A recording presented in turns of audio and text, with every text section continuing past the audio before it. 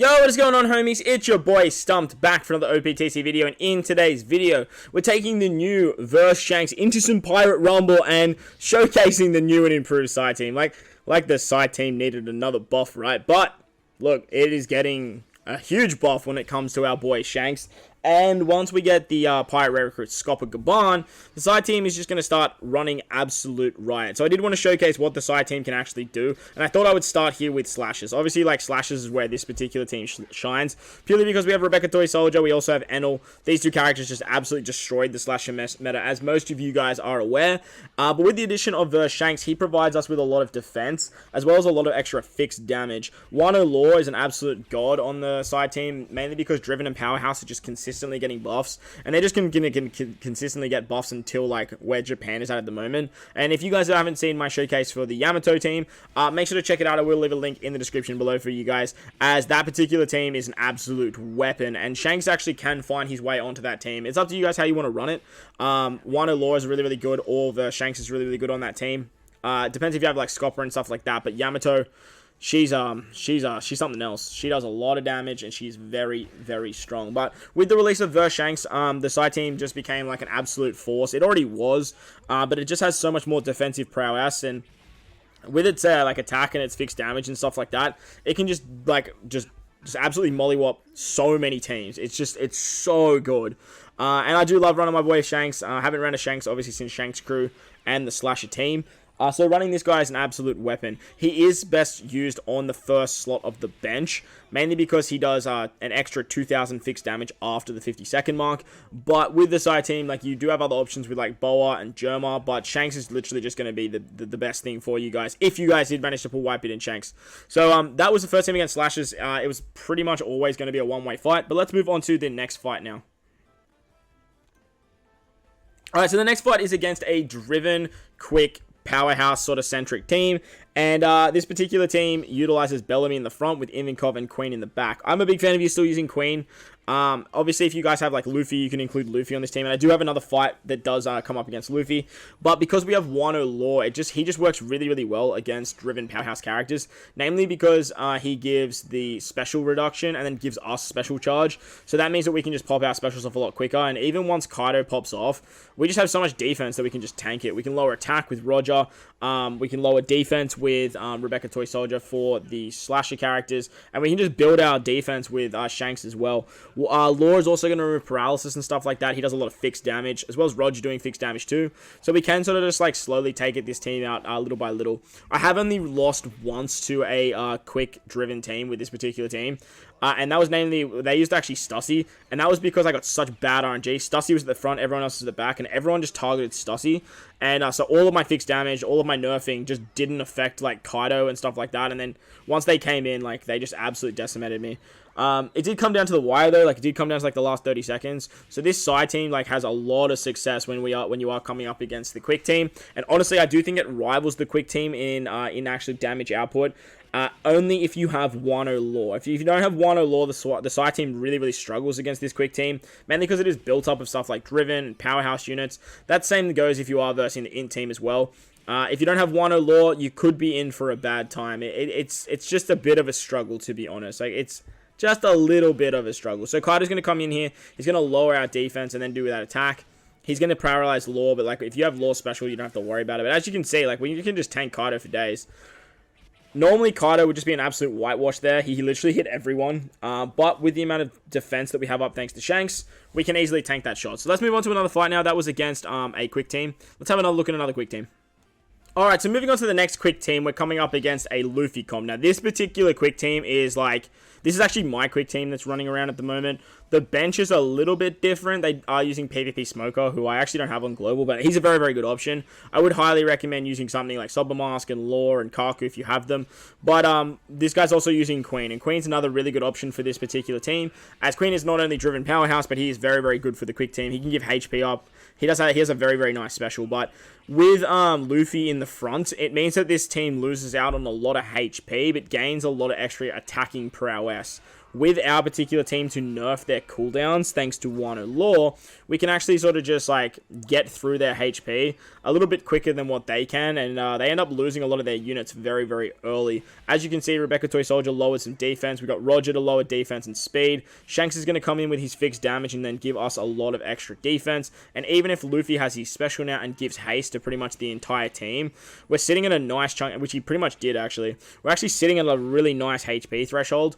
And with that, we can actually sort of just tank all of these specials. Even the Thunder Booger, thanks to Kaido, we can just easily tank, as we just have a lot of defense. Once Law comes in, he can remove all of the the paralysis that Kaido puts on us.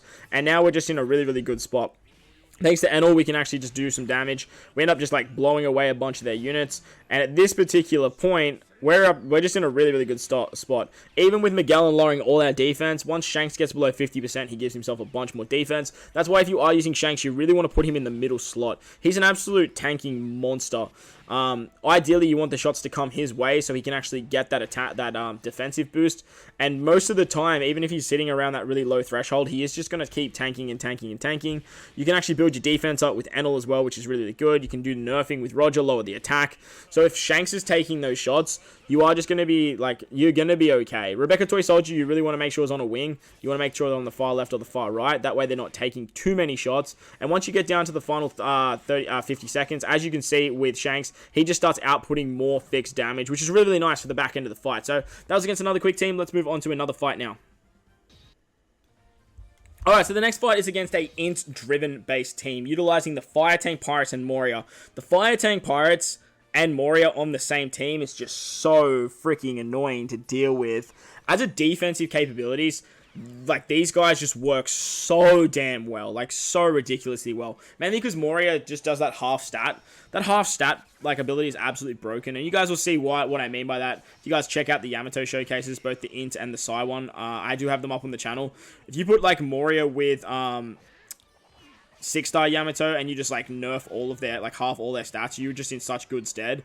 And with the Psy Yamato, like, she just does so much work with what Psy can actually bring to the table with Roger, with Law, with Shanks, with the Rebecca Toy Soldier, with Enel. It all just works.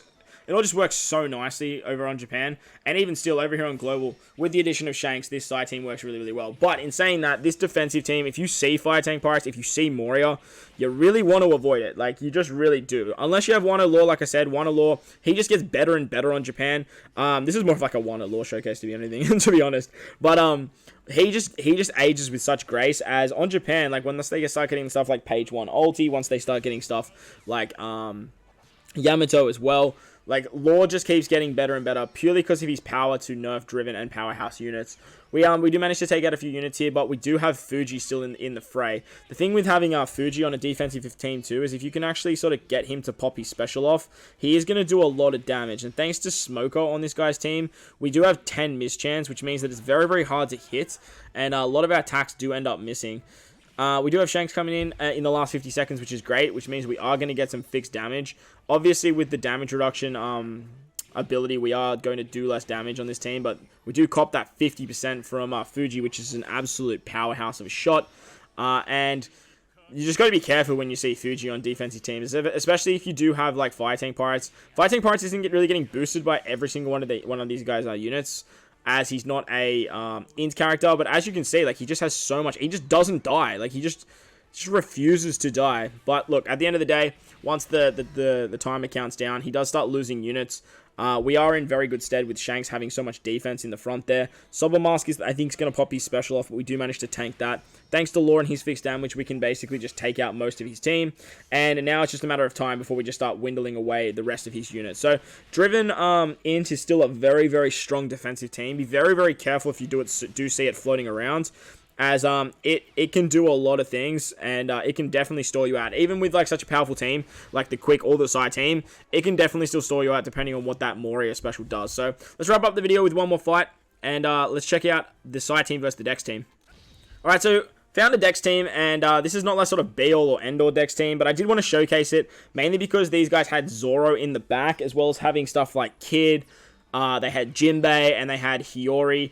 the bunch of slashes and a bunch of powerhouse units means that Enel and Law is going to do very, very well. As not only can we nerf the slashes, but we can also nerf the powerhouse units and the driven units. So once our boy Zoro comes in too, it's really, really funny because like we can actually just double nerf him with Wano Law as well as Enel and Rebecca Toy Soldier.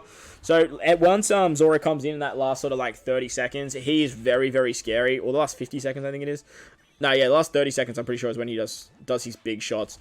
That last 30 seconds with Zoro on the field is very, very scary. He could easily board wipe you and just, like, absolutely decimate your entire team. But thanks to Wano Law and the power of Enel and Rebecca Toy Soldier, we can actually nerf them quite well. Now, Dex is usually renowned for having a lot of defense. And when I say a lot of defense, they have a lot of defense. And they can usually just tank shots for days. But with the amount of attacking prowess that the Psy team has, as well as a lot of fixed damage, we can actually sort of just, like, start taking out their HP. We do have Zoro coming in very, very early, which is always a good sign, as if Zoro comes in and just has a special ready, as he does now, it usually means that he is going to do a lot of damage.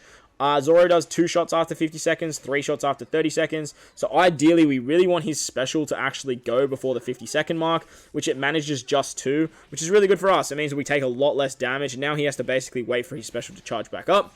And at that point, we have Roger ready to go. We have Enel. We're going to have Law. We have Shanks. We're going to have a lot of defense. And even once he does pop that special off, if he does, we are going to be absolutely fine, as we are going to have a lot of defense. The fixed damage of this side team actually works really nicely against teams that have a lot of defense up and a lot of HP, because we can always just rely on not having our attack nerfed. Even if our attack is nerfed, like Shanks is still going to be outputting like 3,000, Roger's going to be putting out 2,000, Law's going to be putting out 2,000 as well, and then we can rely on the attack stat for Enel to do some damage that way. But as you guys will see here, like the Dex team, it's just been slowly whittled away, and even though we are coming down to the last 30 seconds and Zoro still is in play, like, it's just not scary anymore. He's the last man standing, and he's just going to get absolutely bodied by a shot from Rebecca Toy Soldier. So that's going to wrap up the PvP showcase for vs Shanks. Hope you guys enjoyed this one. If you did, make sure to go down there and belt the like button for me if you're new to the channel. Hit that big red subscribe button too. But guys, wherever you are in this beautiful world, please remember to enjoy the rest of your day. As always, homies, I thank you guys for watching, and I'll catch you guys in the next one. Lates!